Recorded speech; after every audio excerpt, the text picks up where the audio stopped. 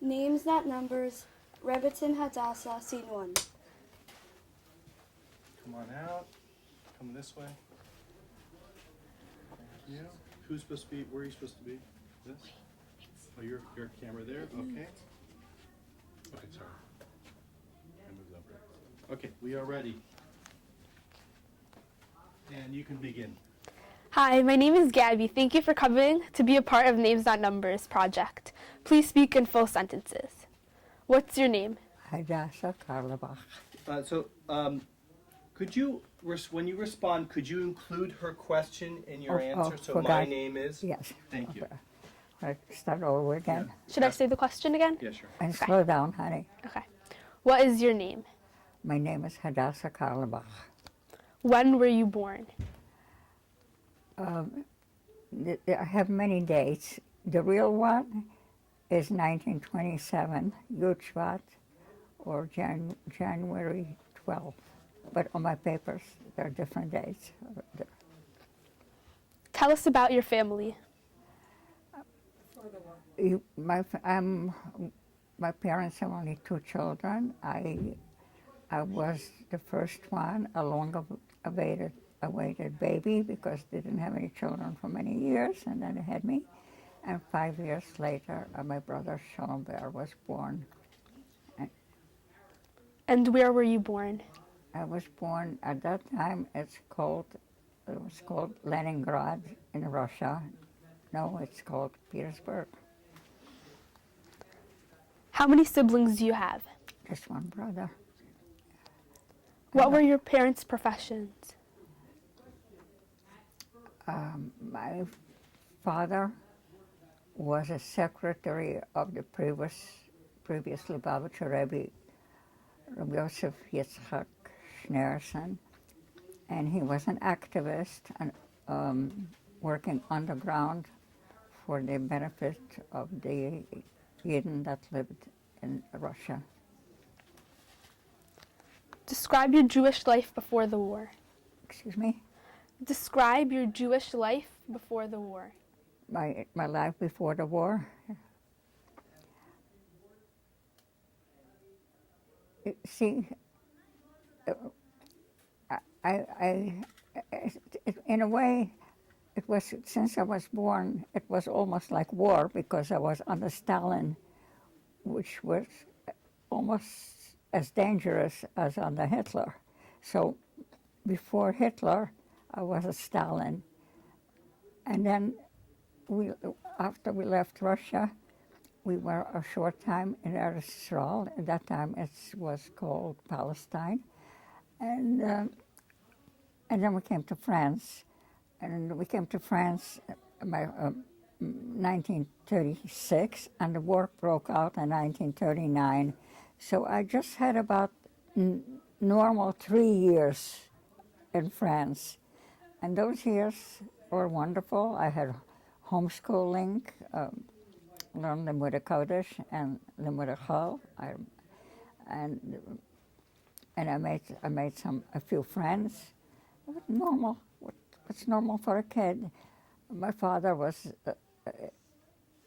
treated me almost as if I was a boy, because he also learned with me, and and felt that I could understand just as well as a boy. So he pushed me a little harder than normal girls of that age. And then the war broke out. What was Shabbat like at home? So repeat it again, please. What was Shabbat like at home? Shabbat, like when? At home. Back home, Shabbat?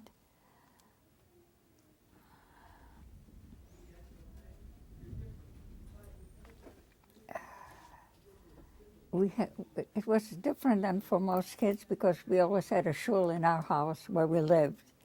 So it was based on a lot of my being in shul, and then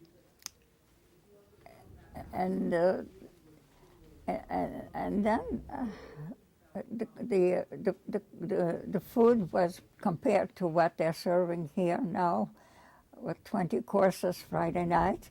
the food at that time was minimal, but we didn't think so. We thought it was the norm. But looking back, I can tell you that if you had a fish and chicken, the fish was the size of a small patty, and the chicken was half of a wing. So that was the portions of those days. What is that noise? Oh. Could you just repeat that, what you just said? The chicken, about the chicken? Oh, and the chicken portion was half of a wing. That was the food. And then some girls used to come and visit, and around Shalashuta's time we would meet, and there somehow was this special girl time when we would sing and tell stories. And one of the girls would usually take the lead. She would prepare us an interesting story to tell. I loved the singing. A lot of my youth is somehow based on singing, and I still like go around singing many times in the house. Describe community life. Sorry. Okay. What was your favorite meal? My favorite meal, I have to tell you the truth, that I think it's psychologically because my mother had me, after so many years, she was overprotective, and so she's forever followed me with food. And like a lot of of girls, the first girl with a mother, I just didn't want to give in to her and didn't want to please her. So I was totally not interested in food, which in a way helped me through the war, because unlike most people, I didn't feel hunger so much when there was no food. Nobody followed me and pushed me to eat. Describe community life in your hometown. Community life? You want community life in my hometown? Yeah. At what age? I moved for so many times through my life. I mean, the last 3 years in France. No, before the war. Before the war. I mean, the years before the. Oh, okay. So in France. In France. I wasn't that aware. I mean, I knew the members who davened in our shul, and I knew their families. There was a Talmud Torah in our building. Everything was in the same. In that time, that building, where I was, as far as I was concerned. My father had many other places that he was in charge of, but I didn't pay much attention. And it's, I was just a kid, so I don't know. Describe your school. Was it a Jewish school? I did not go to any schools. There was, Paris at that time was a Jewish school, but not on a very high level of. So I had private tutoring, as they call homeschooling, already in those days. I'm beloved who came every day, and I had a secular teacher. The Malamed was very interesting because there's always something happening, and you learn Chumash. It's exciting. The secular teacher it wasn't that interesting, but I was a reader, so besides what she was teaching, I read a lot, so that helped. But she also took me to plays once in a while, got me interested in some Ibsen plays, and that I was still young. I didn't get it that much, but I liked it very much. Describe the degree of anti-Semitism in Russia before the war. Okay, Tell me. we're going back. Yeah, okay, we're going back. Going back now to Russia. We're To gonna Russia. go in order. Okay, what would you like to know about Russia again? Describe the degree of anti-Semitism in Russia before the war. There was, you have to understand that it wasn't just a normal anti-Semitism. It's anti-ideology. Religion was forbidden, so it wasn't just for the Jews, but there were also Jews who were very virulent communists, and they were so much against their own that we were more afraid of them. They called the Yevsexias somehow, than we were afraid of the non-Jews government or someone, because they betrayed us. So everything has to be underground, completely underground.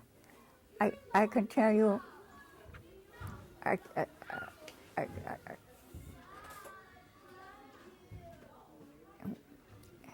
could tell you, starting when I was born. It's a cute story. My parents were in Leningrad illegally. They were there because the previous Lubavitcher Rebbe was there, and so the Chassidim somehow tried to be close to him. But a lot of Jews lived in Leningrad illegally. I read it, there was a number like 16,000 were illegally there, or 16,000 were legally there, which it escapes me. So my mother went into labor, and she tried to get into a hospital, but because she had no papers of residence that she was legally there, so no hospital admitted her. And so it's the time for her almost to deliver. Finally, my father ran to shul and asked for some help. What they know anybody that can help deliver this baby? So someone, one of Chassidim, gave my father some money and said, "Go to this and this doctor. Go through the back door. Don't ring the front door, and he may do it for you." So this is in the winter in January, in a freezing morning. My mother is on a horse-drawn, sort of flat vehicle being pulled to this, and she had to go through the back, because nobody in the doctor's office was supposed to see that he's doing something illegal. And he finally delivered me in a shack in the back of the office, but he never gave me a birth certificate because he couldn't expose himself that he did, and so that I got one with a midwife a year later. But this is how the Jews live, that everything is life and death. And so you could not teach your children Yiddishkeit at all. That was anti-government and anti-principle of communism in those days. And so but there were yeshivas underground, like small groups were learning together, and my father's job was to distribute money that came from United States, but some of it was illegally brought in, dollars, and that was a very dangerous occupation. And he would go from travel a lot and to help out. Right, we're going to switch students. All right, the students are now going to rotate.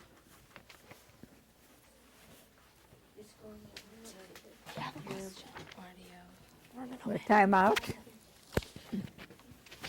Oh, they're switching jobs. Would you like a tea? Very good with water. A volume. A volume. Oh, I never took one though. I can see what's in the rabbi's office. Oh, really? He probably needs one. Yeah. Who knows? Or the principal. The principal's office. I would just start with 16. 16 and then later come And then back. skip the one about the father, because she already said it. But what about, should I ask her about, oh yeah, Tel Aviv, she already said Russia. Yeah, Yeah, that makes sense. I Done with thought, Russia? yeah, so Ask her some questions. How did he get to Tel There's Aviv? 3 chairs in this. Schooling Don't there. let- You won't have to stand for too much. Okay? mhm. We're up to 16. Actually, I brought an interesting picture on my cell phone. I have a picture that may relate to that. I don't know. Can we get it from off my cell phone? Sure. You could show it to them. Maybe we can send it to Rachel later, and then Okay. we can include it. But if you want to show Can it you to give the me my students purse? now. Yeah, my phone.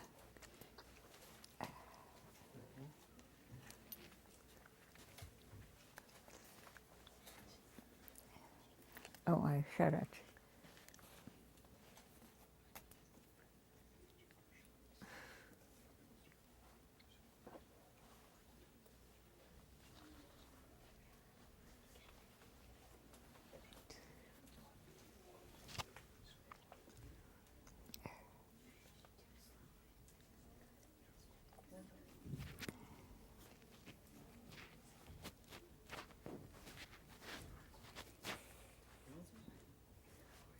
It should be.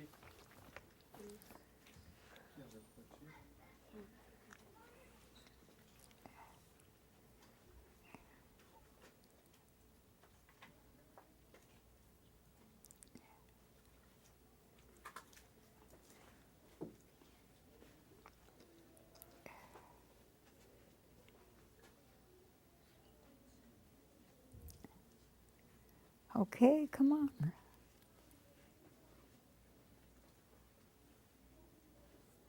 Okay.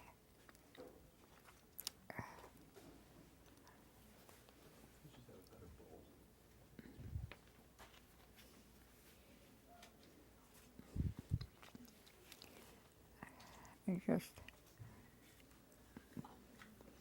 okay. When you asked if how we got out of Russia, I'll show you. You want to do it later?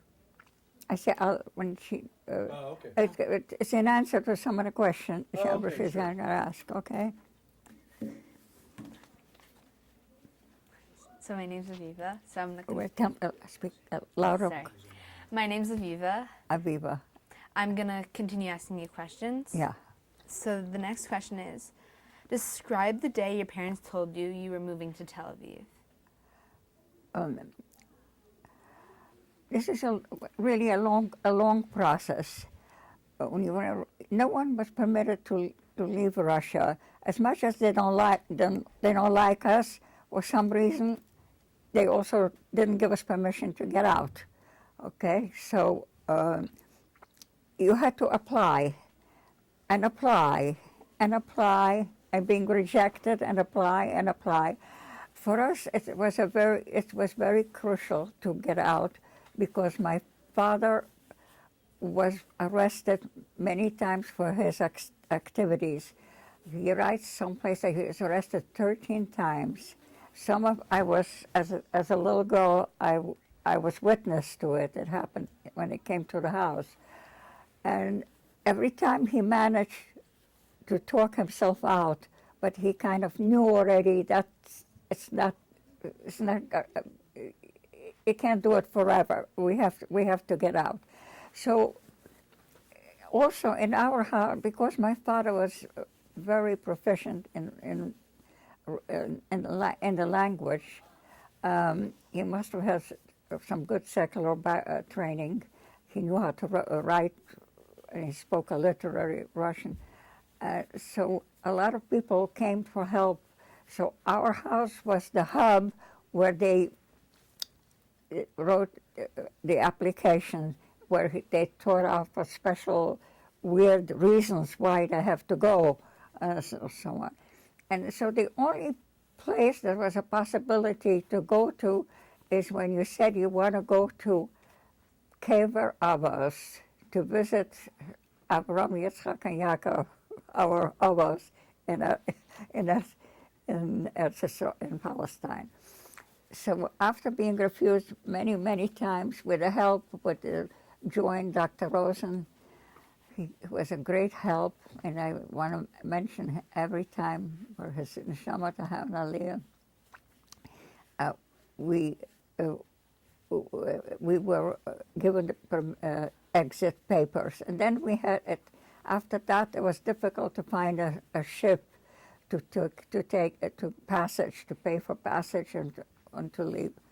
So I could tell you how dangerous the situation was, that we finally got passage where we had to be the seder on that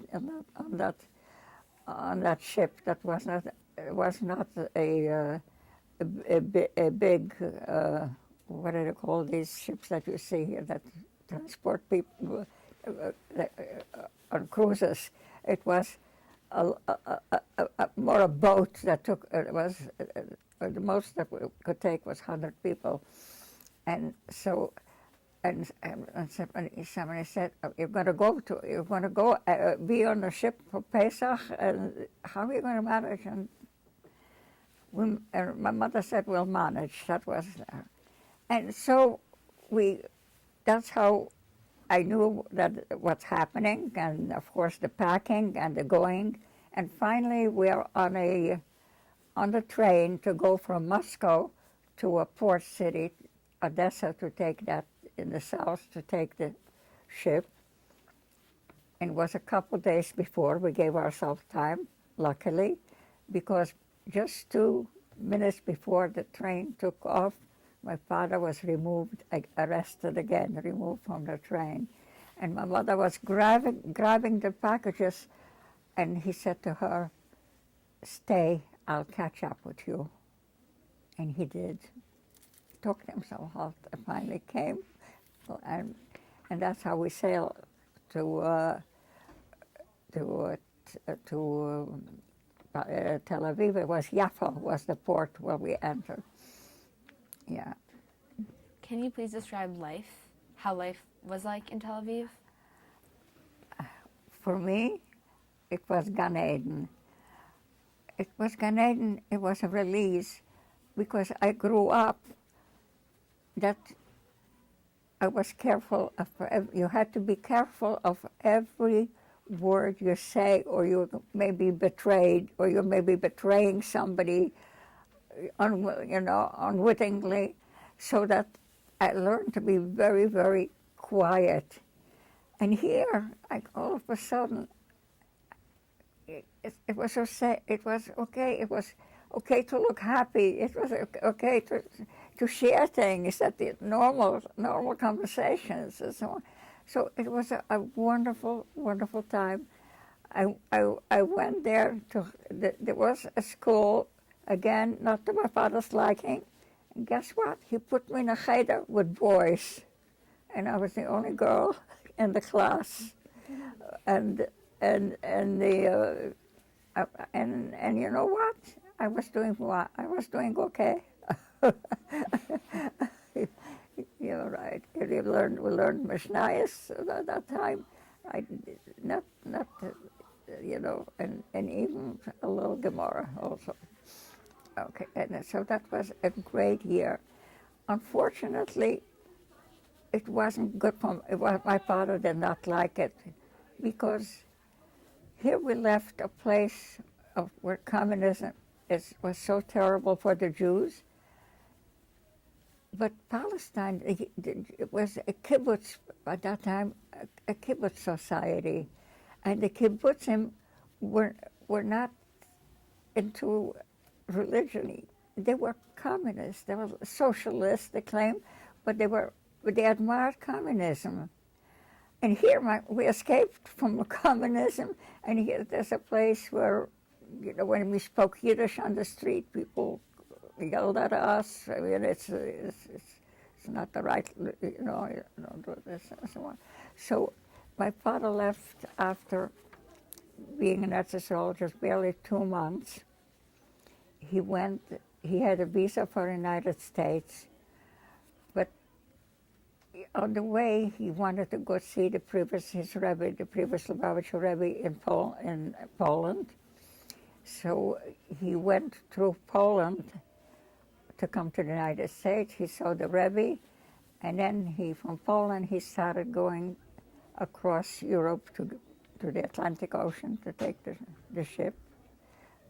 But he stopped in Paris, and he saw that this is a big city with a lot of Yidden who are not used to the from Yidden from Poland, and some from Germany, and they could not get used to the French rabbinate.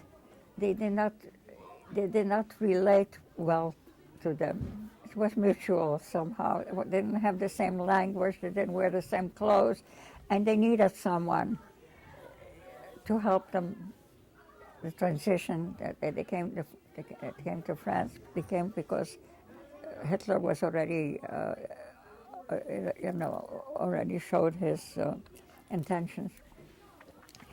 So he stayed in France, and then he brought us. He brought us the following year. He brought the whole family down, and that's how we landed in France. How were you related to the Lubavitcher Rebbe? We're closer to the last Lubavitcher Rebbe, Menachem Mendel. Mm-hmm. He's my second cousin. Okay, so my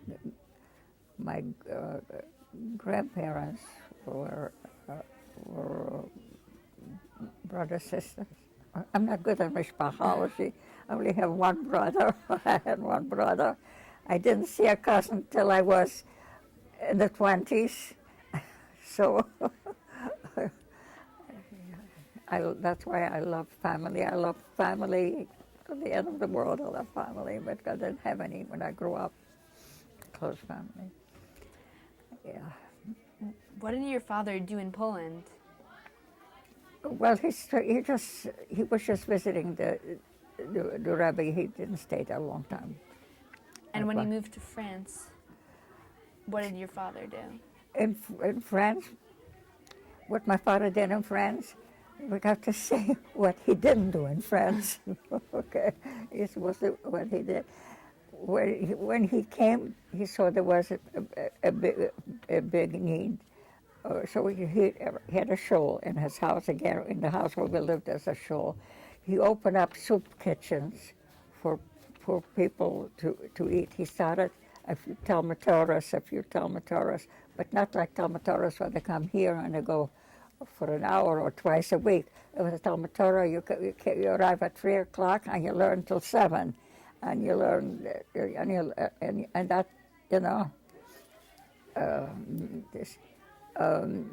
He helped with he helped people about everything. And then when the war broke out, that was when he really undertook a big operation of help.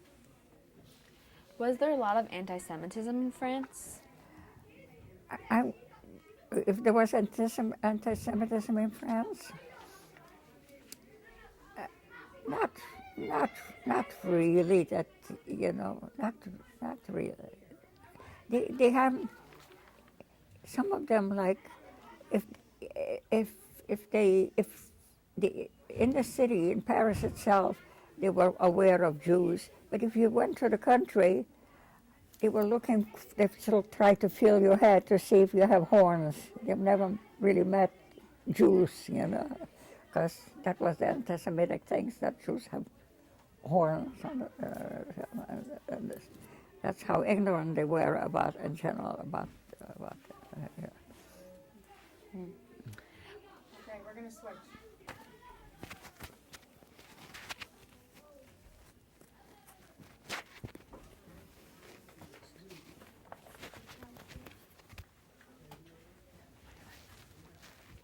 Guys, just Everyone switch.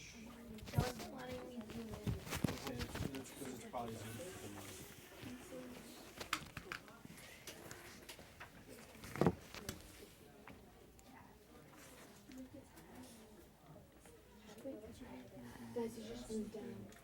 No, it's going pretty well. I'm checking off the questions. How is it going? Okay? Great, it's going great. Yeah. You're monitoring it there? I say you're monitoring. Yes. There, but like,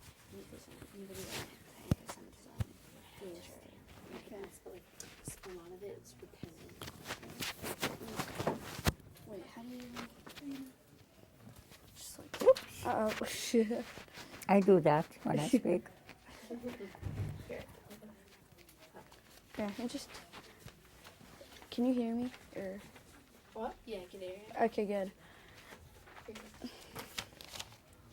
Are you But maybe move it a little bit because I can hear it against your. Oh, I was going to show you that picture. Forgot. Oh, my goodness. You'll show us after. Uh, Wow. You know why? I just want to tell you, we had to look like peasants in order to get papers. If we look too elegant or so on, Is this or good? too intelligent, they wouldn't let us out. Wow. So we dressed accordingly. Wow. So that's my mother, my brother, and myself. Our passport picture. That's our exit picture. Oh wait, what are number 30. 30? Okay. Hi, I'm Atal, and what was your reaction when you heard Hitler came to power? Sorry, give me. Oh. Oh, okay.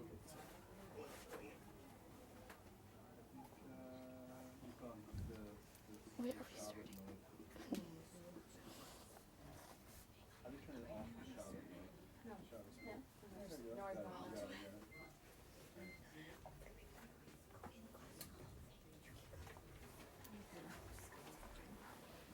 Can you get your mic on properly? Is it good? Yeah, it's you good. can hear me? Okay. Just give me 1 second, guys. 1 second. Okay. All right. Okay. For the cross camera, let's bring this over. We can do this shot. Try this one. Oh, wait. Mine goes underneath the shirt. Oh, okay.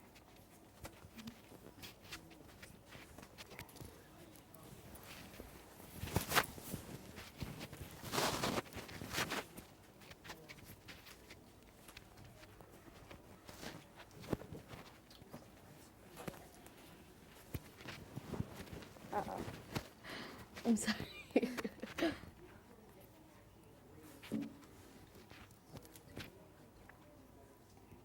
Okay. Is that good? Can you Good. hear that? Can you hear the? Can you hear this? No, I did not hear that. All right. Michael, it's on 32%. Is that okay? That's fine. Okay. We're ready. Begin. Hello, I'm Maytel again. What was your reaction when you heard Hitler came to power?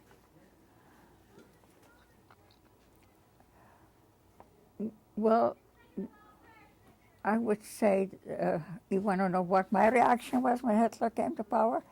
I was a kid. I was, I didn't grasp what it is. He came to power in 1933, and at that time I was still in Russia. That's when he first came to power, and of course by 1938 I already knew that this is an evil person that but initially I was not aware. Describe how you felt when you heard about what was happening in the war. What's happening? You want me to how I felt? What's happening in The war. in Europe? Yeah. We didn't hear what's happening in Europe. We only we were in hiding from 1940. We were going from place to place, and we we were not privy to the news, so, and even most people didn't know what was happening in Europe till war ended. How did the war affect your life in France? Excuse me, I missed that part. How did the war? How did the war affect your life in France? Well, it robbed me of my teen years. I had to become 1 second. active. Sorry.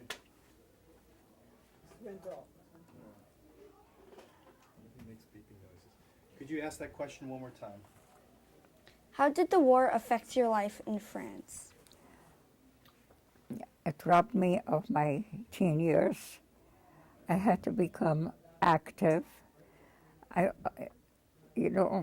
couple of years ago, I was still told that I'm considered a member of the resistance, and I thought that's a big joke.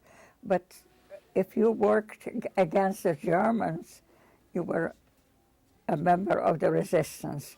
And in 1940, I was 13 years old. In 1941, I worked against the Germans. So at 14, I was a member of the resistance. But jokes apart, it's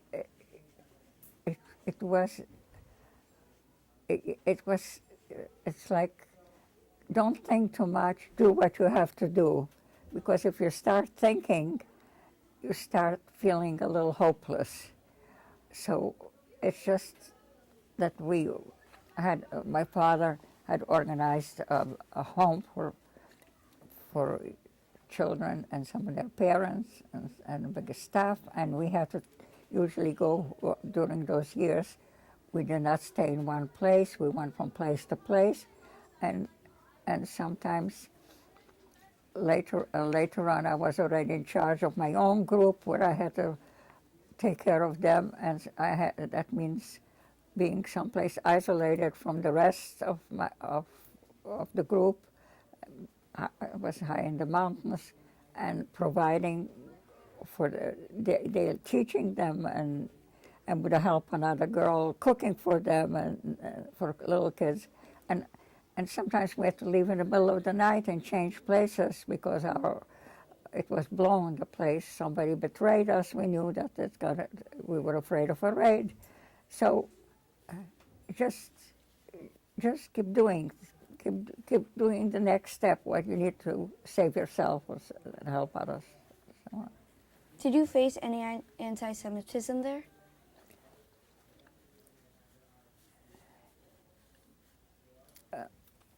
I personally, the only anti-Semitism that I knew was there and that I actually saw, so the people that I had to wash out from them, from the anti-Semitism in France, was the people who collaborated with the Germans, but not because they were anti-Semite from way back. They didn't know what a Jew was. They didn't know what to be they collaborated with the Germans. So the Germans want them to round up Jews. They help with rounding up Jews.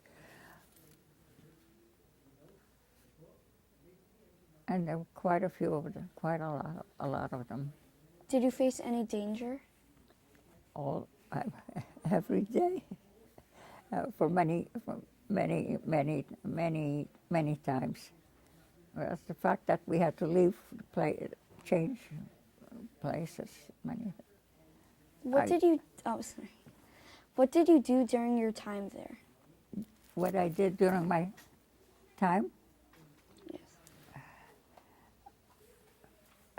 I was helping with sometimes where messages have to be gone from one group to another. I was helping with getting kids to a doctor, find out which doctor is not collaborating, which doctor is going to help, because kids did get sick and we had to get medicine for them and take care of them. I actually helped a doctor. At one point, I learned some medicine, how to treat impetigo. It's a skin problem that happens. It's still here sometimes. Or another one kids used to get boils because they were undernourished, so they would get skin infections. I learned how to cut and clean up this. I did a lot of very different things during the war I had to do. And then when I was isolated and I had a young girl that helped me, I had to keep a strict program every day to keep up the morale of the kids. I had to make sure that they get up, brush their teeth, and do a little davening with them. There wasn't much of a breakfast, but of course we had that, we ate that, and then we worried what we're going to serve for lunch. That's another story. And then I had a group from 4 to 10. I had to teach them somehow that fit in for everybody at their speed, whatever they are, at Chumash. I didn't do much secular teaching except some reading and math, a little arithmetic, and so on. But I love to teach. I love to teach Chumash. I love to teach Kriya. Kriya was my specialty anyway. And so I did that, and later on,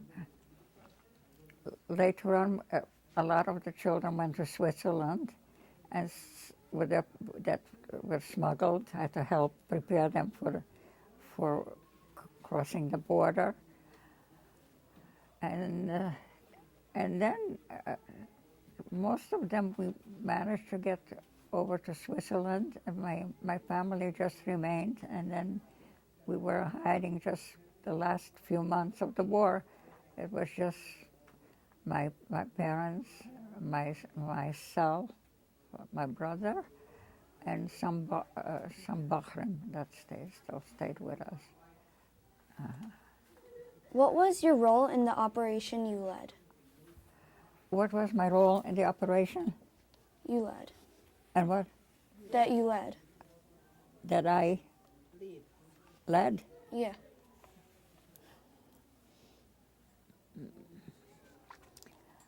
Well, besides taking care of children's needs, I had to make sure that they're happy. I had to sing. I had to pretend that I'm really 100% sure that we're all going to be safe. A lot. But, sometimes when you pretend, you start believing it's good for you. You start believing it yourself also. So I needed that for myself. I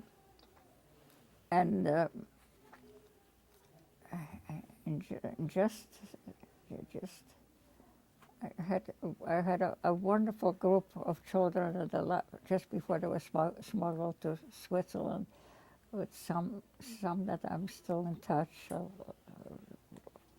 with, two of them.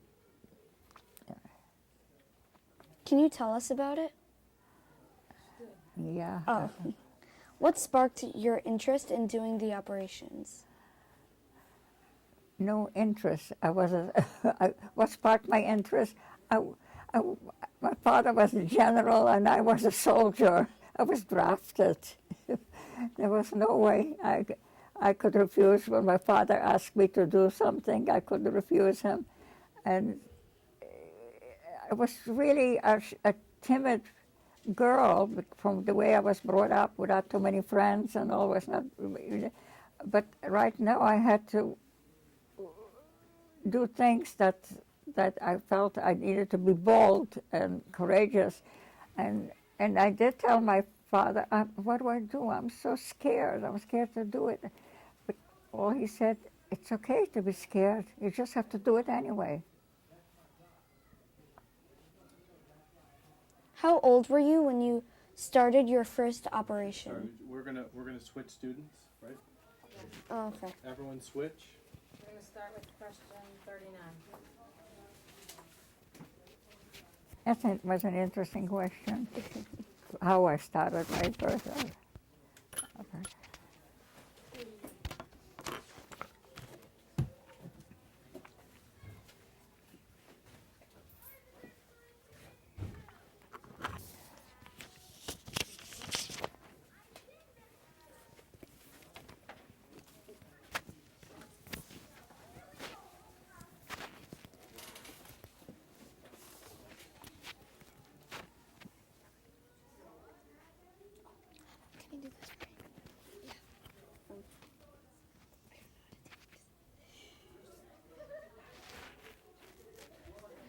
glad you don't wear uniforms. You all look so pretty. Thank you. Didn't try it here? No, Wait, No. Shayna, talk. Not yet. Can not you hear yet. me? Maybe one day. Can you hear me? I Yeah, had a okay, uniform it's good. growing up. I went to Prospect Park. You want to Prospect All my Park? friends are going. So did my granddaughters, but they're older than you. How old are Good, they? good. The youngest one is 29. Oh, so what's her name? Diane? The last name is Diane? Yeah. Sarah Sounds Diane. familiar. Huh? I'm not sure. Diane, Sarah Diane. They're all three Oh, Sarah girls. Diane. Yeah, she was in my sister's grade. Yeah, she's an assistant Yeah, I know who she is. assistant DA now. She's your granddaughter? It's my granddaughter. Very nice. Yeah. She's an assistant DA? Yeah, a Wow. senior assistant DA. Wow. Very cool. Yeah. It's a small world. She just had a baby. They were married quite a while. She just had the So, first baby. She was in my sister Pessie's class. Uh-huh. I don't know if you'll speak to her. Okay. You could tell her. What was your maiden name? Aronovich. Aronowitz. Yeah. What is it now? Middleman. Oh, you were, okay. Yeah, I'm sure she remembers my sister, She, uh-huh. Bessie Pessie Aronowitz. Aronovich. Okay, I'll tell her. Okay. Can you hear me? Yeah, yeah. Okay, I just. Can I start? Yeah. Hi, I'm Shayna. How old were you when you started your first operation? I was, that was 1941, I was 14 years old. And there was a group of children that had to be removed from the Vichy area to brought to Marseille, to the south of France. And a young man was in charge, and I was supposed to assist him. So we were supposed to take a train. So I am with him with about 14, 15 children and a group, and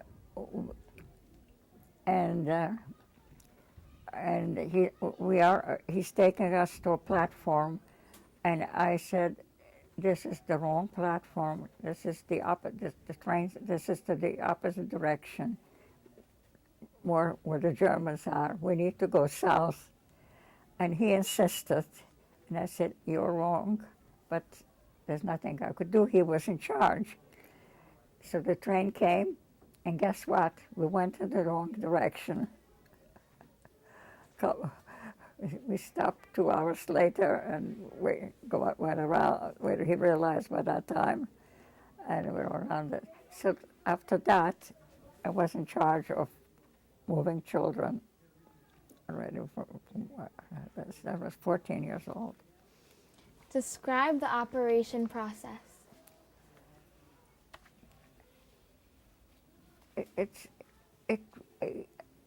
Every place and every situation was so different. So we started by being.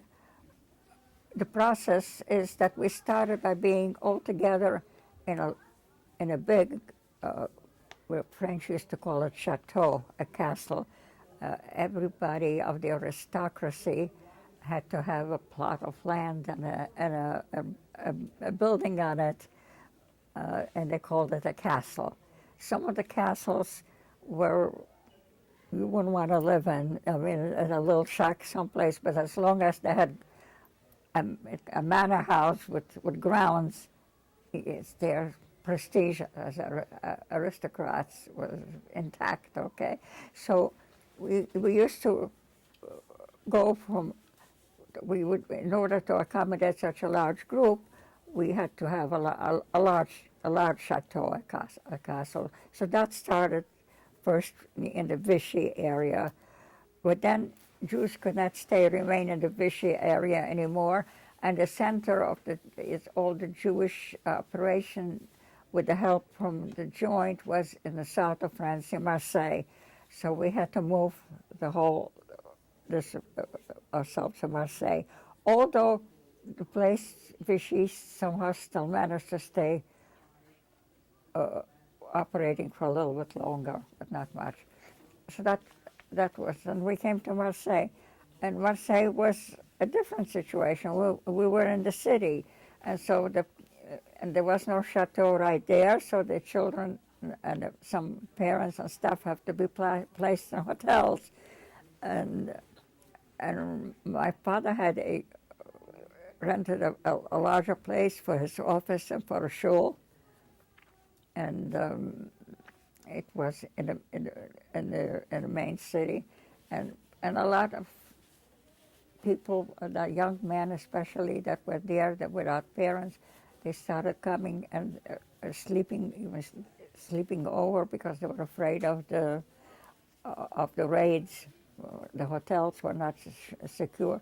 So right from there, we had to look to move out a little bit and out of the city where we could rent a big place. We found another, this time a villa, a nice, beautiful villa.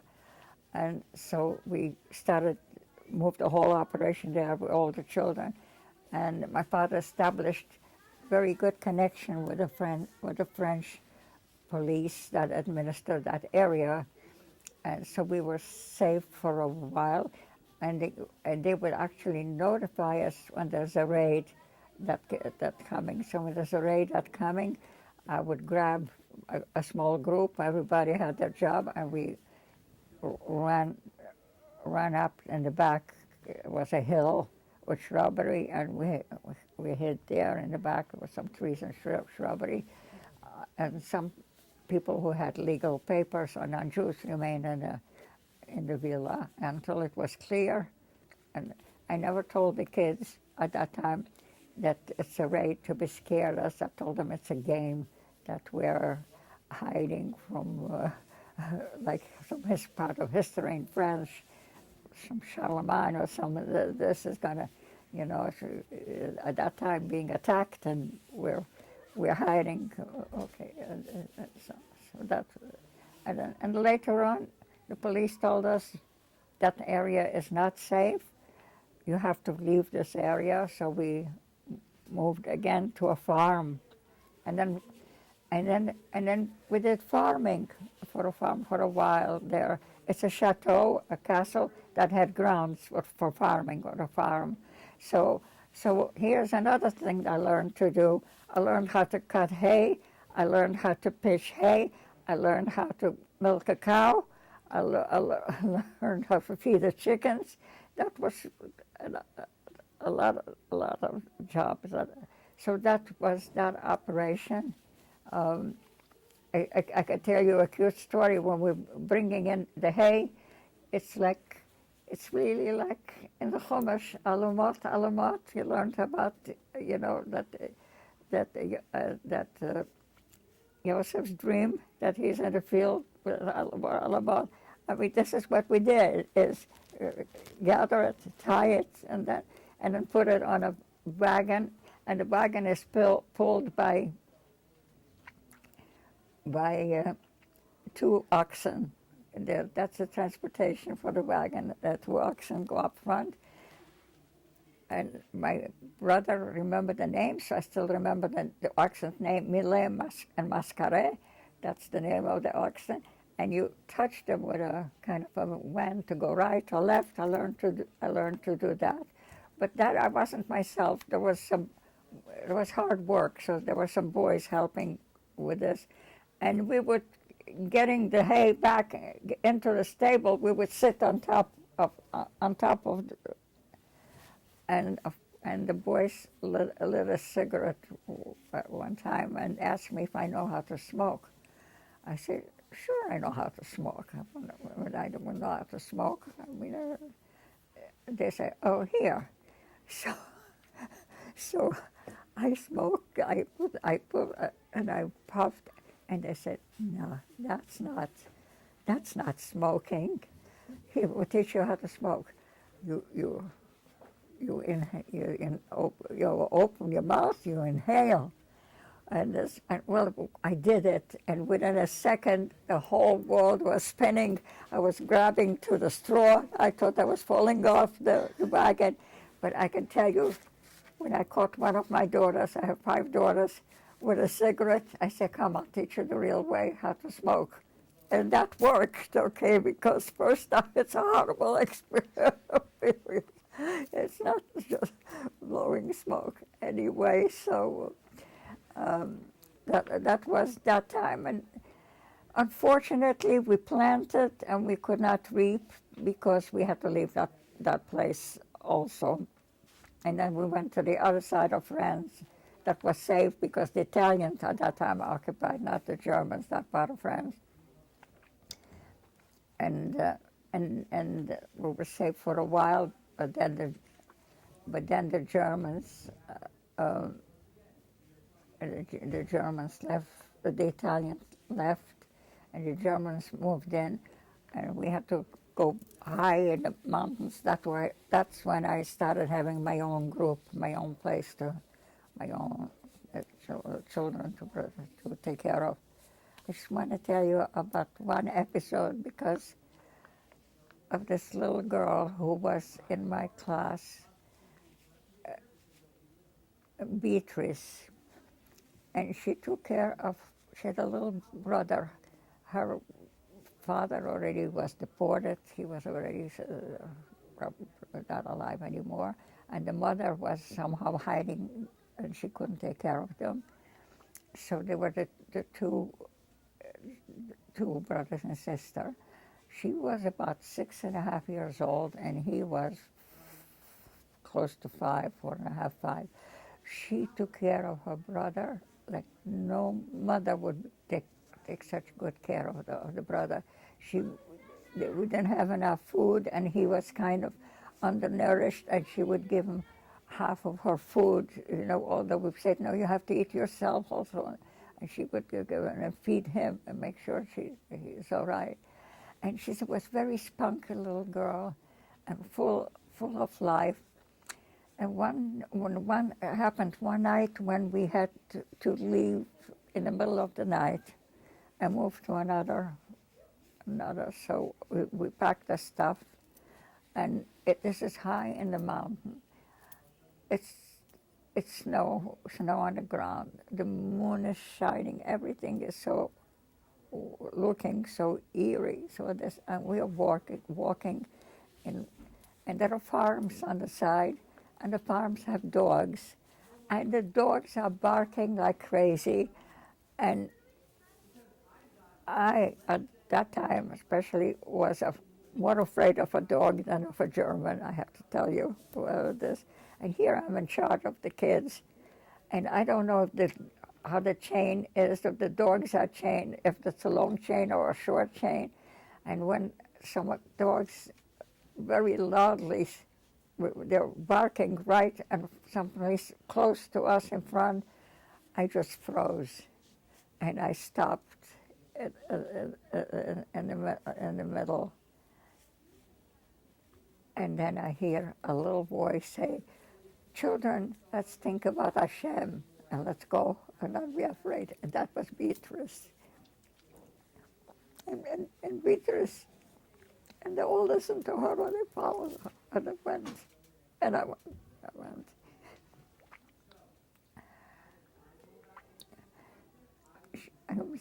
Beatrice had a very hard life after that. She was smuggled into Germany with a brother. The brother somehow was in a kosher place, and somehow they put her in a non-kosher place, and she refused to eat, and they beat her. It's a long story. And then she was reunited with her mother. When she was reunited with her mother, she just traveled for days by herself to find her mother. And finally, she knew where she was. And when she finally rang the bell and went up to her mother's apartment after the war, she walks in there. The mother opens the door, and the mother said, "Little girl, who are you?" And she broke down. Her own mother didn't recognize her. That was like the end.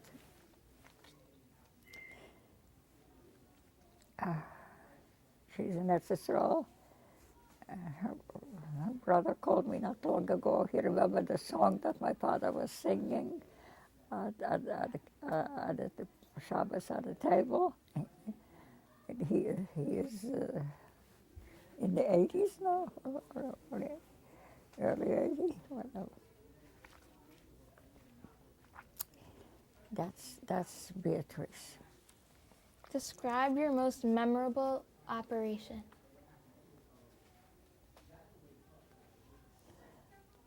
Going.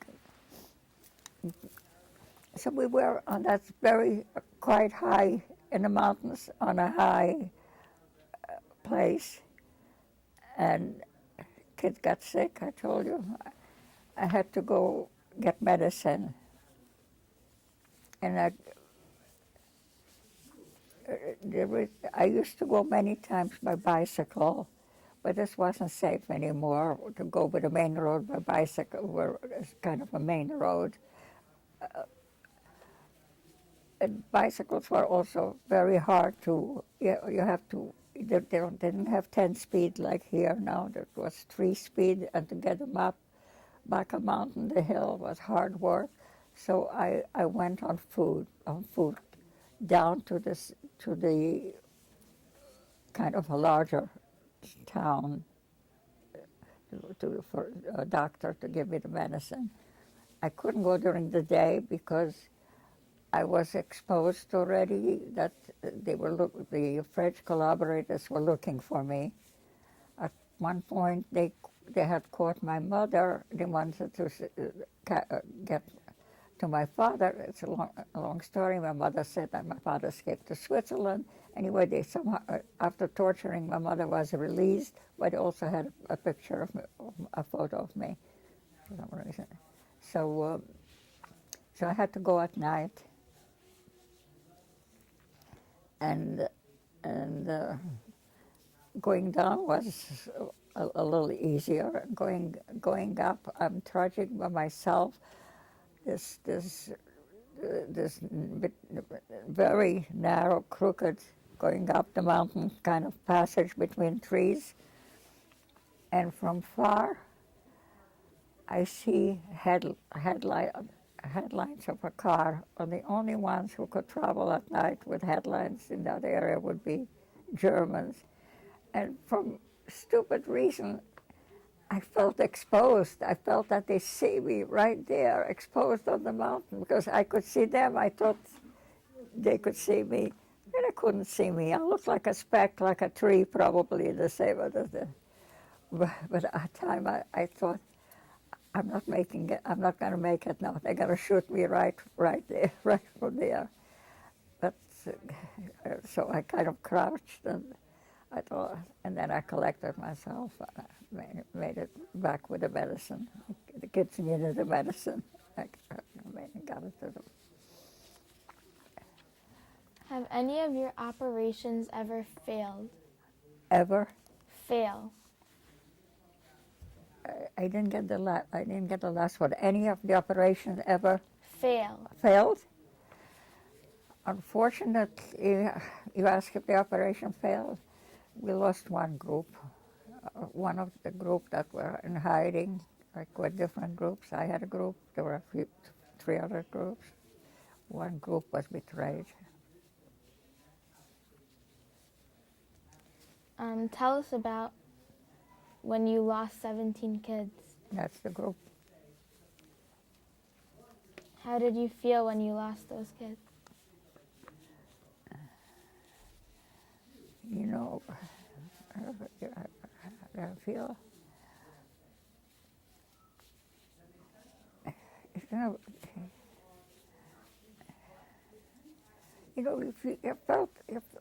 I felt her all the time. I felt pretty bad, but just, it's like,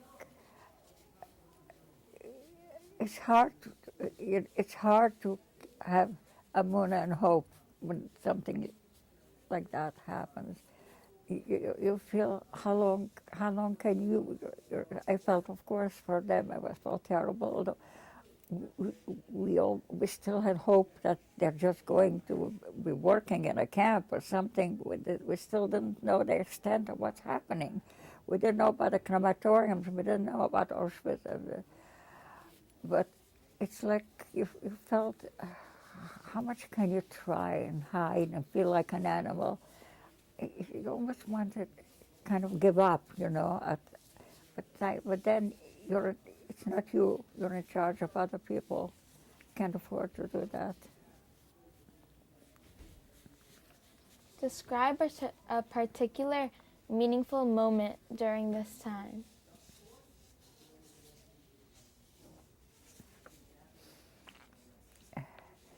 When all the children were, a meaningful moment of this time is when we finally had all the children in Switzerland, and my father and I and my mother and my brother, but my brother was 5 years younger, and my father was so used to rely on me and someone and everything that I had a different relationship with my father. And so my father had Sforim. All the time he had Sforim with him, wherever the Sforim traveled. You know, I don't have, I didn't have an extra dress or a pair of shoes that we saved or anything like that, but the Sforim were with him, and some of the papers archives that he gave to Ivo later on. But my father sat down to learn, and he says, "Come, I need somebody I can't learn just by myself." It is. And he took out Yorodea, and he learned with me Yorodea. And I thought, okay, there's hope. Things are still going to will work out somehow. If we're sitting here and learning Yorodea, you know, on top of this mountain, and Hashem will help. We will get out of here. Okay, we're gonna switch.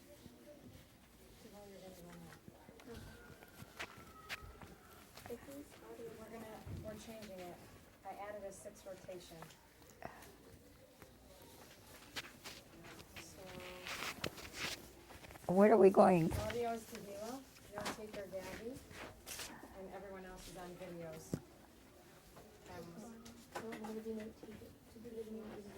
Yeah.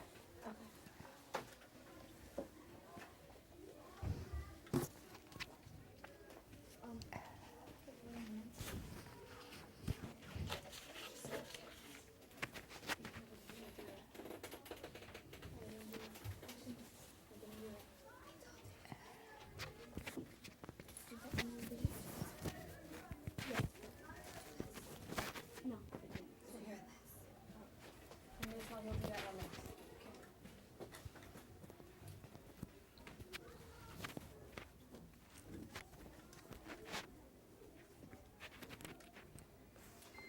What question are we up to?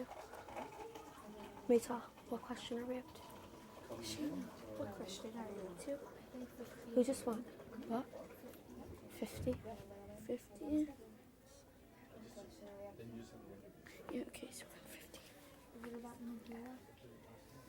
Yeah, okay. Who didn't interview? 50. Okay. You might have to skip some, I'll let you know.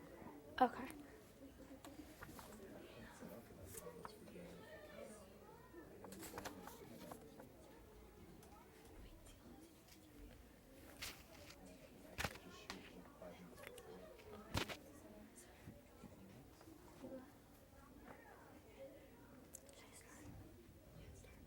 Okay.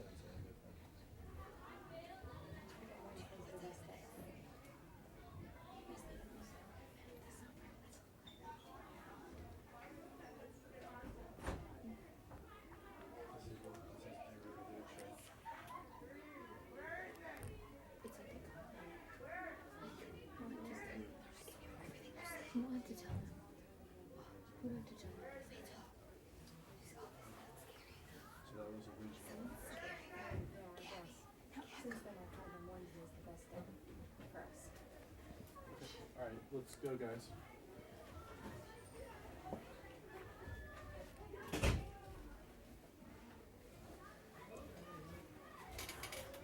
Ready. Describe to us when you read the Megillah to the children. So,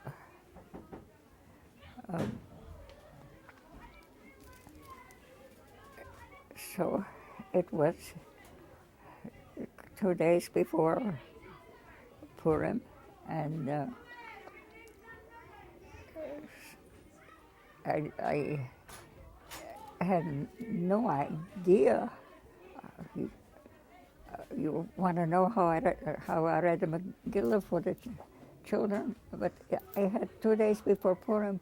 I had no idea that such a thing is going to happen. I was just kind of sad that we're not going to be able to hear the Megillah because the Megillah has to be brought. There was only one Megillah, and we were a few groups, and it has to be brought from group to group. And I didn't know yet whether it's going to happen that somebody's going to do that. So 2 days before, I was notified by one of the messengers that that Megillah is going to be brought, and so I sat down. I was always curious about everything as a kid. That's one thing. As quiet as I was, that's as curious as I was about everything, and so I used to listen to the bar mitzvah boys practicing, and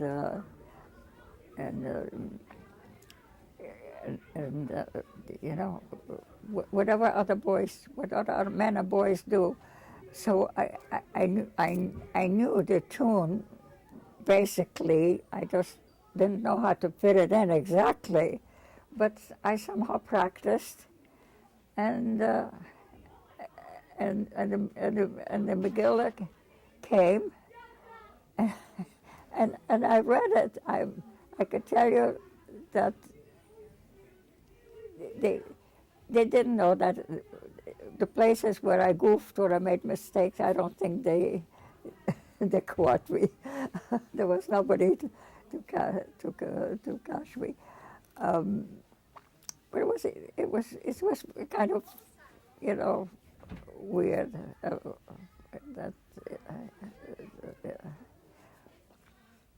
But what can you do?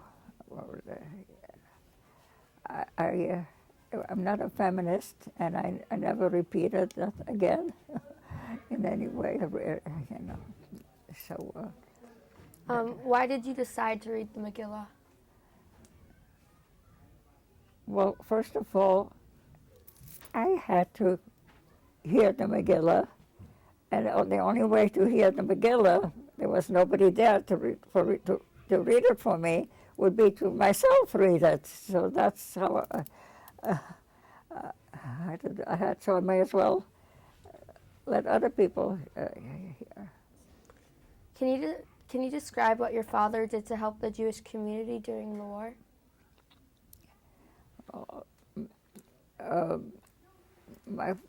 First of all, how this whole started with a home is that there were quite a few of homes that even French parents that lived there, they were in the habit of sending away their kids to school at a young age, and they were placing them in some homes for education. But there was nothing for frum kids. So when the war broke out, primarily they were afraid of bombing, that the Germans are going to bomb Paris. So it started evacuating the children out of Paris. So there was an organization, OZE, a Jewish organization, but totally secular, and they had a few homes for children. So my father, who knew them because a lot of them were from Russia, the old socialists from Russia, and he knew them, and he asked whether to work to work with him, and they should take care of the physical needs of the home, and he'll take care of the whatever Yiddishkeit, the kashrus for the home, the education of the children. So they formed a partnership for the first home, and that's how it came to happen. And so when they evacuated children, right away we opened up the home in Vichy, where I started Vichy, France, together under the Ose and my father together. But besides the home, he later on when we were to Marseille, he organized sending a lot of packages, food packages to camp. He helped people to try to leave, to try to get the papers to go to what is still possible to the United States, to get out of there to Spain. He had some connections to help them. He helped people sometimes just taking them in overnight, to give them some space to hide for a while. He helped matzahs during the war. You cannot get matzahs, so what my father did, he made a matzah oven in the middle of the shul, right on a second floor.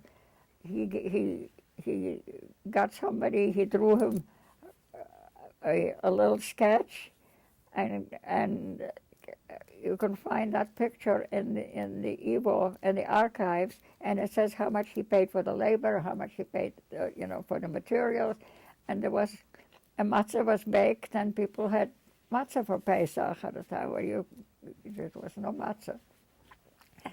So whatever there were needs, he was always there. This was his nature, Describe the day the war ended. Describe the day. We were at the top of that mountain near the Swiss border, and we didn't even know exactly what's happening, but we did hear some farmers had illegal radios. You were not permitted to have a radio in the house, but some farmers did, and they listened to the British broadcast. Somehow they got the news, and that's how we found out that they landed. We were not yet liberated, but we knew already that they landed, and we could follow their progress. But we were so high up that, except for that the raid where we lost the people, the German never ventured that. They really didn't want to expose themselves, go someplace in a remote village or so on. Okay. What did you do on the day of liberation? Diamond, sit there like the usual. We were the day of liberation. I think it was gradual. The day Paris fell was a big day. The day actually Normandy was the land that before that was a Rosen day, but like that it was a gradual process, What did you feel? I feel I can't believe it that the nightmare is over. I still couldn't believe it. I still was afraid to walk straight and while I walk outside. That's how I didn't feel yet for a while. I didn't feel 100%, Where did you go? We want to know where we went? We went back to Paris. Not all of us. Just my father reopened his office with a group, my family, but we re-rented that chateau that we were in the same area, a little bit lower on that mountain, because we still had some Bachrim with us, and also because there were people in the neighborhood that needed a place to congregate and they didn't know where to go. There were a lot of people that we didn't know were hiding even in that area. Okay. Was there still anti-Semitism after the war?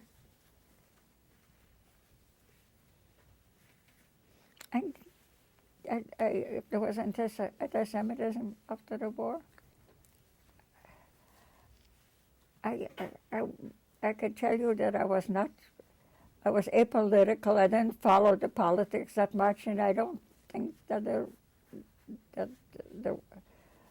until the 70s, the 80s, that we encouraged much anti-Semitism. Where did you go next? Where I went Where did you go next after? next, 1947, I went to the States. Describe your journey to the U.S. My journey to the U.S., actually, I came to the U.S. with my father to raise money for all the debts that he incurred while he was saving people.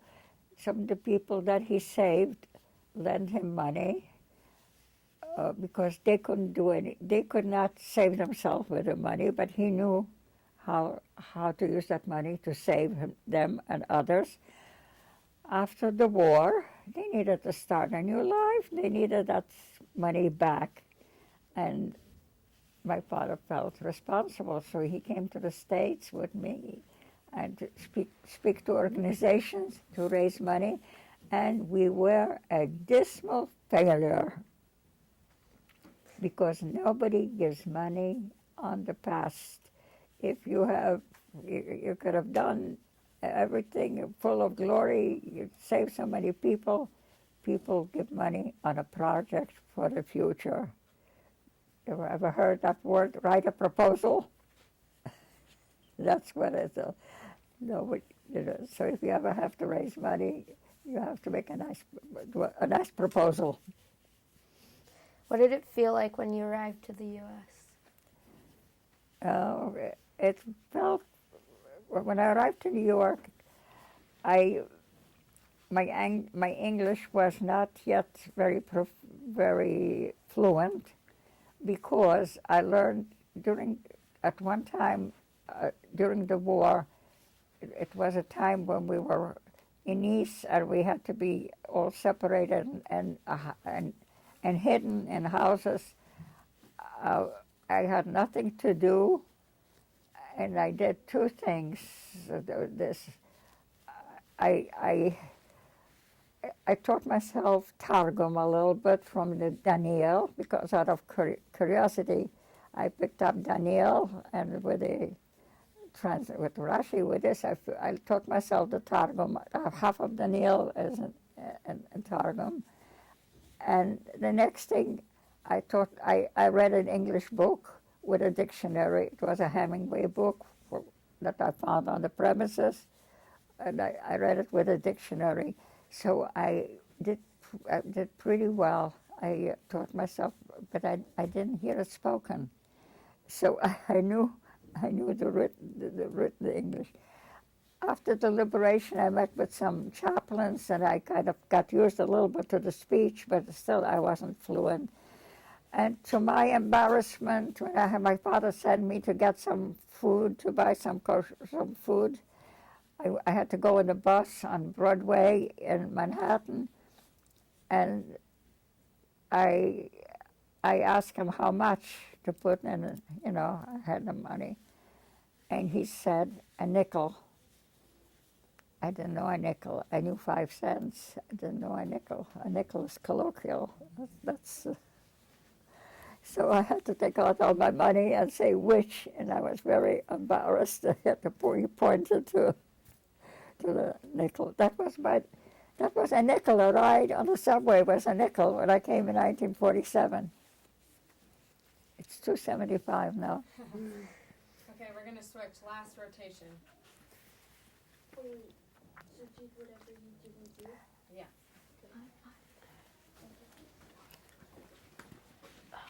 Oh, I forgot this.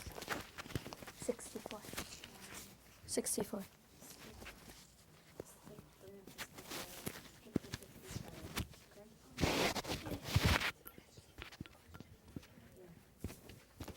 Did I overdo my No, time? no, it was perfect.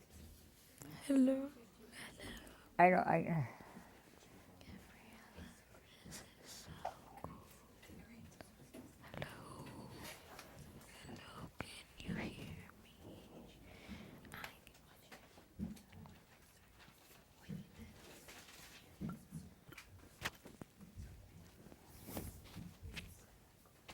You know, I find that you tend, everybody who asking a question, they lower the voice at the end of the question, and that's why I don't get the last word of the question.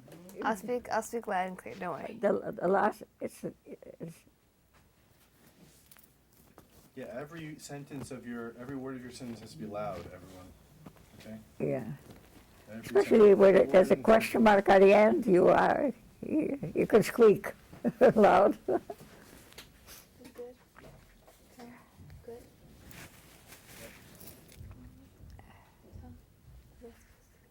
Just say something. Okay. Hi. How are you? Just can't do it. Okay. sentence. That's good. Okay. That's good.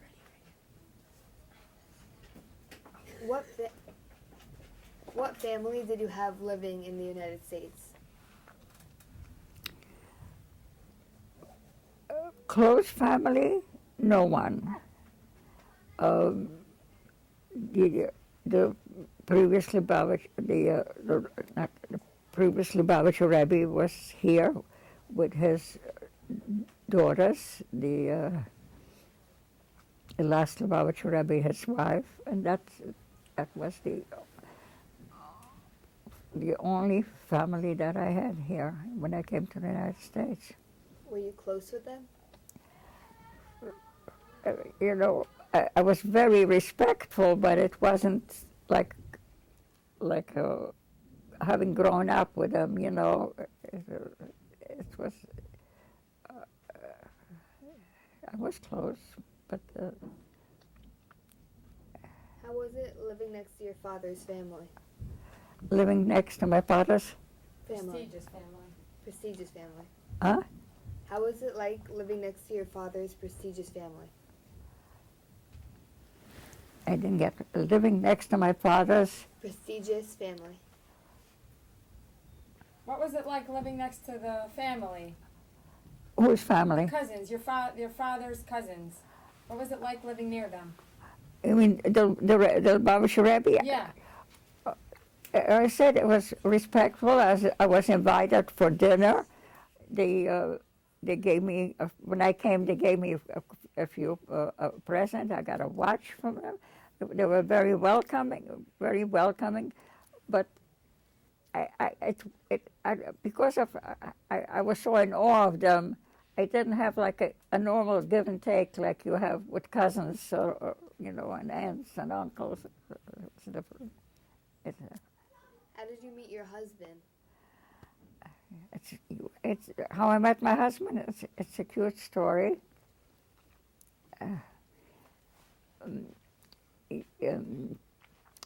You know, I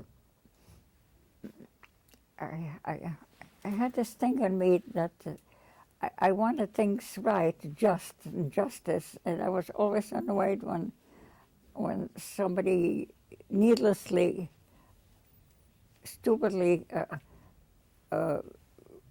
hurts in a situation, a person, and so on. So what happened is that my father and myself, we were entertaining a chaplain. His name was Rakovsky. He was an ex-chaplain. He visited us after the war, and my father thought maybe he can help us with the fundraising. So we had an appointment with him at a restaurant. That was the only kosher restaurant in Manhattan, was Schreiber's on the west side. I mean, on the west side. Maybe it was on the east side, and so we went to eat there, and it was a very rigid place, kind of called it a yucky place. The tables were for four, and I don't know, they didn't accommodate 5, and they didn't, and we were 3 at a table for 4, so that's fine. 3 fit into 4. What happens though when a group of 5 walks in? 5 doesn't fit into 4. So one of the 5 that was left out standing at the counter was my husband. And I was watching this scenario, and I couldn't understand. They sat down to eat, and they ate, and he's still standing there. And I asked my father if it's okay if he sits at our table. My father said, sure. And he knew who we were because he was one of the Bochrim that the Prediker Rebbe sent when we arrived to the ship, to greet us when we arrived in the United States. He was at the pier. So he knew who we were. We didn't know who he was. It ended up that he lived on the west side where we were staying on the west side.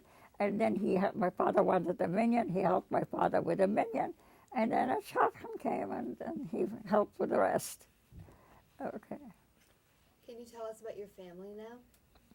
My family, no, I can tell. I brought actually a book with some of them. Could you see? She's going to show us pictures of her family now. Some of them. So I'm showing some pictures. This is like 4 years ago at a wedding. I don't know, but there's one picture that shows everybody. I don't think so. But I have 5 daughters, Kanahara. I have 27 grandchildren. And my daughter told me between grandchildren, great-grandchildren, that I have over 120. I don't count them, but I know their names. And my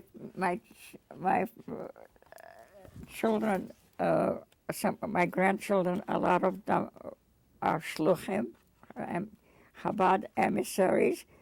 Some of them are in places where there are not too many Jews, but they're still needed there because there are some Jews.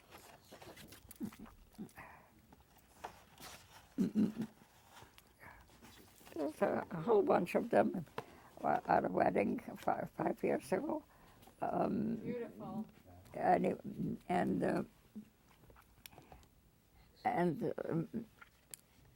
And I have a married great-granddaughter, okay, and waiting for more to get married so I can have great-great-grandchildren. I am a simcha junkie. That's my fix. I try to make every simcha. I travel to bar mitzvahs, bat mitzvahs, wedding, of course, California, Florida, England, okay. No, I'm waiting. Simcha Yisrael, I haven't been there in a while, but I hope it's happening soon. And that's my life, my family. Why don't you tell your story to your family?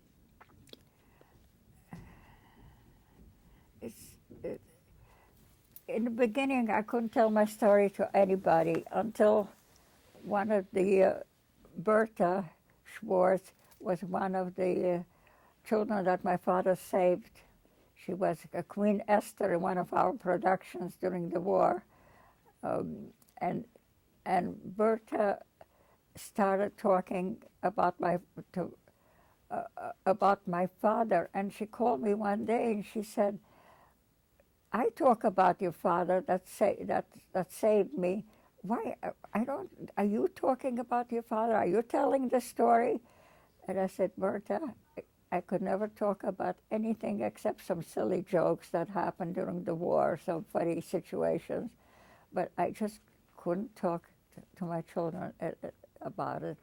It's like it's a different me that was. It's like it's not the same. I had to work on myself to try to be happy, to be positive after the war. And thank Baruch Hashem, I succeeded that way. A big a part of it, I do.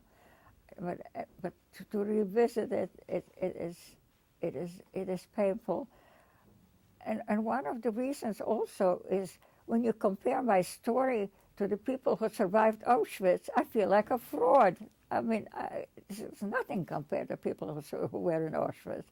So I talk about it. You know, but it's like just because I can't teach on a university level doesn't mean that I cannot teach on a first grade level to other. You know, I can still tell a little bit. So I started talking more about it. What can we do to combat Holocaust denial? Because people are like, they don't believe the Holocaust happened. So what can we do about it? You know, I think Holocaust denial is like people who have half of their brain atrophied, or maybe most of the brain. I don't know that one can talk logically to people like that. Maybe this is where we have to hug hey Shinov to what it says in the Haggadah, you know, to knock out their teeth. We have to speak up. That's for sure. We have to speak up. We have to speak. You know, teach our children, our grandchildren. They should know. Skip 77. Go back to 73. I want to do that as the last question. Okay. Okay, sorry. So how did the Holocaust affect your emunah on Hashem? In Emunah? Yeah, your emunah on Hashem.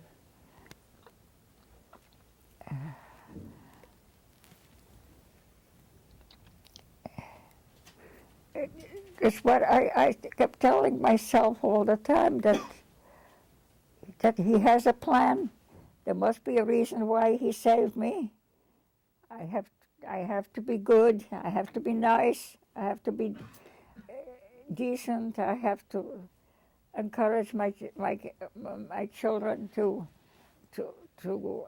have to learn to have Yiras Shamayim, to have Kabbalah Sal. I think that's the only way I can look at it.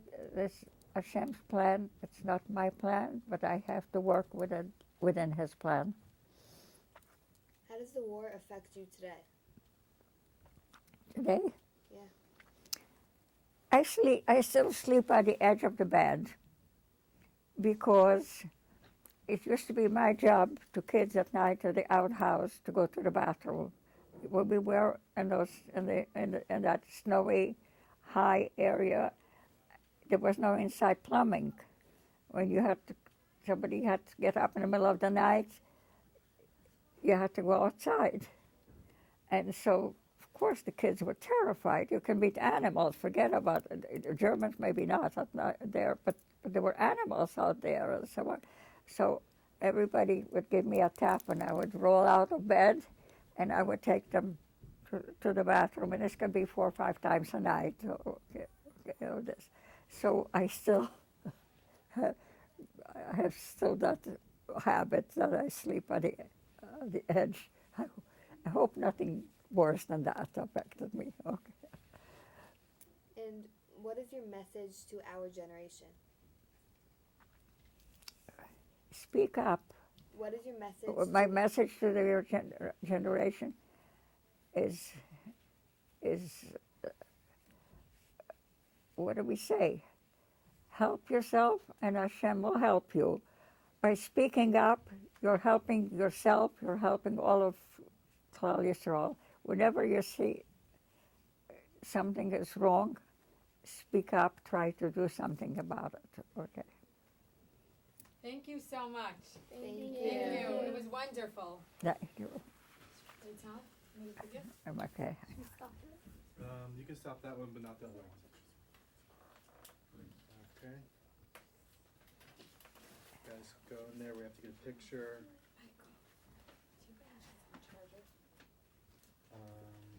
Oh, you want to charge your phone? Want to charge your phone? Yeah. Do you have a plug? No. the plug you can plug into the battery charger. It has a USB port. I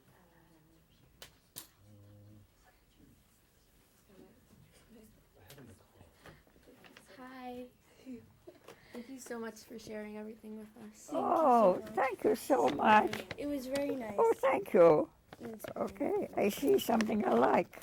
Is that, okay, let me see. Oh, has it saved the date? May 21st. Okay, 6 p.m. It's the Okay. screening of the movie. Screening of the movie. If you're available again to come back, we have a dinner and a program. Very nice. Okay. I'll call you, closer to them. Oh, I wanted to show you. Okay. Guys, when you get around, not in front of the camera, you'll block in the camera. okay. Okay. So. Oh, where is he? Yeah, perfect. This is a badge. Just shut. This is on the internet. A picture of myself at the end of the war. And people, I don't like when they tell me that, but they tell me I look like Anne Frank, and it does look a little. Oh, wow. It does. Yes, you see. So pretty. Yeah. Yeah. Still Still are. are. Yeah. But I'm so very sad here. That's my husband.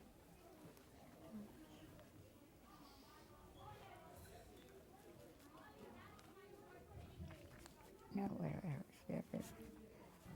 Come on. Did you know, what was it like? Did you know your brother-in-law well? Your famous brother-in-law. He's a twin. My husband's Is twin. your husband? You need to take a Wow. photograph. Get Yeah, around. his- Did you live nearby each other? He traveled a lot. That's my father. Wow. Yeah. Okay. Okay, I just took a over with this anyway. Yeah, I did know him. They were very close, but he traveled a lot. You guys just. Are you still doing? Taking a picture. You want me to hold this? Let me hold this. He's taking a picture. Okay.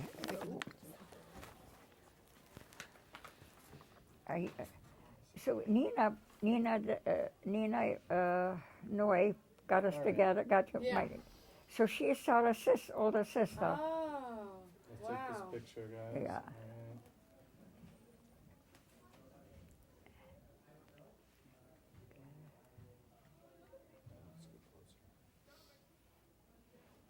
Could you edit that a little bit? 1, 2, 3. 1, 2, 3. Take a closer one. 1, 2, 3. Careful, guys. Okay. Thanks. Could I see how did it come out? Or email me, okay? Yeah, I know. I was taking the video. There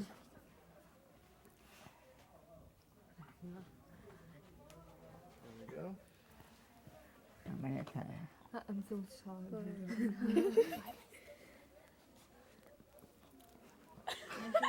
Oh, goodness, my mouth open. My mouth is always. Let's see, there's another one. Let's see. This one's okay. That's one's The better. second one we're going to use. Okay. Okay, get rid of the other one. It was so Okay. nice meeting you. Okay. Nice meeting you. Have a hug. Did you all like together? We were all Can we have a group bracha? okay. Can we have a group bracha? Thank you. A bracha. Yeah. A bracha. You should have fun learning. You should learn hard and play hard. Oh, I It's like very okay. Thank you so much. Yeah, okay. It was so Okay, nice okay, meeting you. It Okay. was so nice meeting you. Oh, take care. Love you. Take care. Okay. Thank you so much. Tell your parents they did a good job on you. Thank you so much. Okay. Thank Nice you. meeting you. Guys, don't Nice go anywhere. I meeting- need you to help me with these equipment, okay? Okay.